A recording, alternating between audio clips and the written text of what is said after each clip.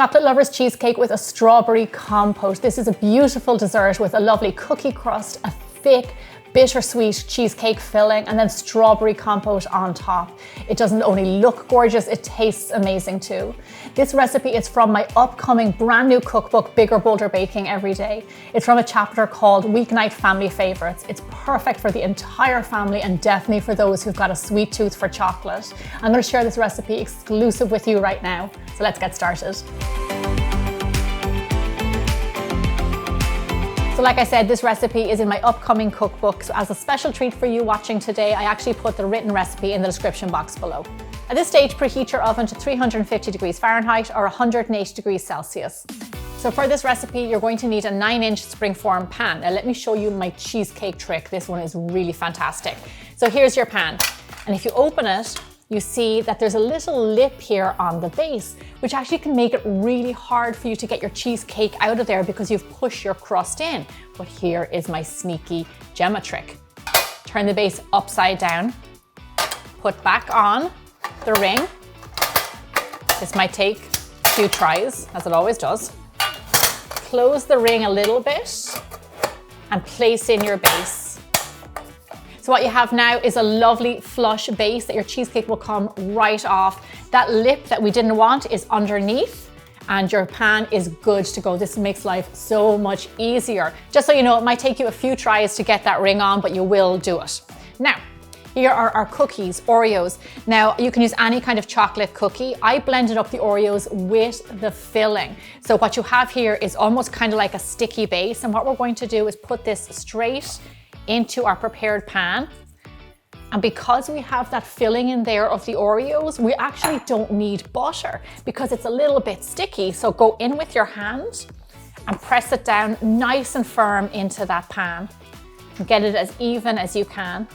Pack it in there nice and tight. Lovely. I'm gonna clean my hands. I'm gonna set this over to the side. And we're going, oh my gosh, that smells really good. I'm gonna set it over to the side because we're gonna get started by making our chocolate cheesecake filling. Now this is a really lovely, rich cheesecake. That's why I called it Chocolate Lovers Cheesecake. It is definitely for those who absolutely love that rich, bittersweet kick that chocolate gives you. And saying that, here I have a bowl of bittersweet chocolate. Now I like to use bittersweet because it has high cocoa percentage, so it's really good quality chocolate with a little bit of sugar. So you get like lovely chocolate flavor and a little bit of sweetness. Now what you're going to do is want to melt this. Now you can do that over a bain-marie, or you can pop it into the microwave for 30-second intervals and let it melt gently. There you go, there's our lovely big bowl of melted chocolate. Look at that. I want to stick your face in there, but don't, we need it for the cheesecake. Okay, so set it over here, let it cool down a little bit, and we're going to mix up our cream cheese and our sugar. Here I have my stand mixer, and we're going to add in our cream cheese. Now it really helps if your cream cheese is at room temperature because cream cheese can be quite lumpy. And if it's at room temperature, it just mixes up so much better. And you can get out those lumps. So into our mixer with our little bit of sugar.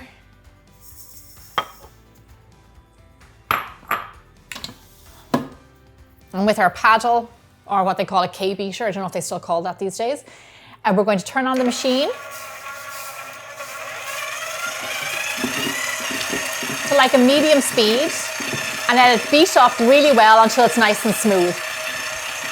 So I'm excited to share this recipe with you as an exclusive sneak peek because it's actually the recipe we chose to put on the front of the book. See? It just is like, it's big and bold, it's rich, it stands out, and it's just like really impressive, but still really easy. So we just thought that it was like the perfect fit to put on the front of the book, just so you know what kind of recipes are on the inside. Okay, so this has been whipping for around 4 minutes or so. I can tell it's lovely and smooth. Look at that, yummy, yum, yum. Get your spatula and give it a good run around the bowl there, because what can happen sometimes is some lumps can stay at the bottom. So just give it a quick mixy. So back on with our machine to a low speed. And just so you know, if you don't have a mixer, you can do this step by hand also. Just gonna need a lot more elbow grease. So on low, here I have our chocolate. It has cooled down. So it's the perfect temperature to slowly drizzle into our cream cheese. And just so you know, you want to have that machine down nice and low, because if you have it up high, the beater will send chocolate all around your kitchen. And I know this from experience. So please learn from my mistakes. There we go, get all that chocolate in there. Make sure your chocolate is lovely and cool, because if it's too warm going in here, it can set a little bit on the cream cheese. Lovely, look at that. Oh my gosh, that looks absolutely delicious. So while that's mixing in there, I'm gonna go in with my room temperature eggs. Cracky, cracky, one at a time. Careful not to get any eggshell in there. Just gonna turn that machine up a little bit to get those to blend in. One after the other, in they go. This is such an easy cheesecake, and it's actually 6 ingredients. Everything in there, 6 ingredients. If you remember last week, we made my 5-ingredient Dutch baby from the book. So just another few ingredients and an amazing breakfast. And that's what Bigger Bolder Baking Every Day is all about. Still simple recipes, a few ingredients, a few steps, big and bold results. Now we're going to go in with our sour cream.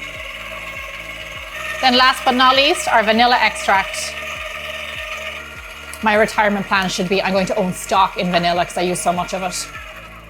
There we go. This looks lovely. Oh wow, look at that. Beautiful, velvety. Look at all that lovely cheesecake. Oh my gosh, beautiful. Okay, I'm not going to waste any more time. Let's get this into our tin. Pile this cheesecake filling into your pan. As you can see already, this is going to be a big dessert. Just give it a little smooth out on top. And then what I like to do is just give it a bang on your countertop to let it settle and get rid of any air bubbles. Look at that. Oh my gosh, this weighs a ton. Yummy. Oh my gosh. Chocolate and cream cheese, and then a little bit of the sour cream in there, that tang works so well together. Chocolate loves that. Yum, Gemma loves that. Okay, let's get this guy into the oven.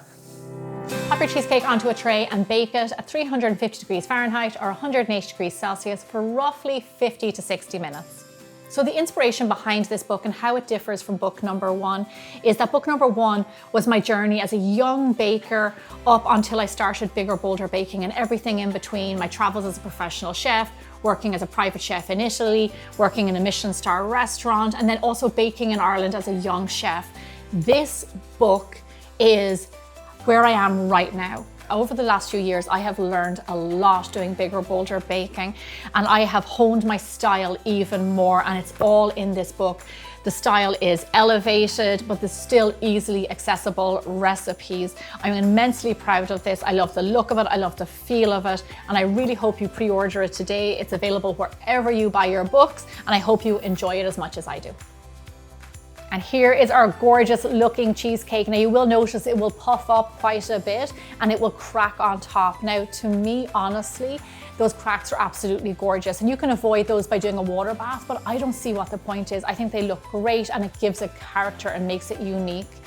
So I really love the look of this. Now you know your cheesecake is done because there will be a slight jiggle in the middle, and in case you think that it's not fully baked, it actually is, because what we have to do now is let it sit at room temperature, let it cool down completely, and then you let it go cold in the fridge for a few hours. And during this time it sets up, it gets nice and firm, and then it's ready to eat.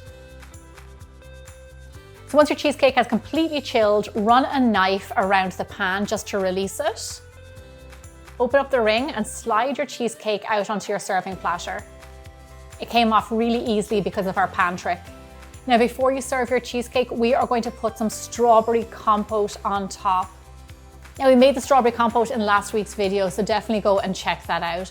It adds really lovely color to your cheesecake, but also lovely flavor and different texture. No need to wait any longer, cut yourself a nice big slice. Make sure you get some strawberry compote on top of each slice. and serve with a nice big dollop of freshly whipped cream. Without a doubt, this is a big and bold dessert, a beautiful, rich, dark cheesecake with lovely strawberry compote on top. It looks amazing, but I bet it's going to taste amazing too.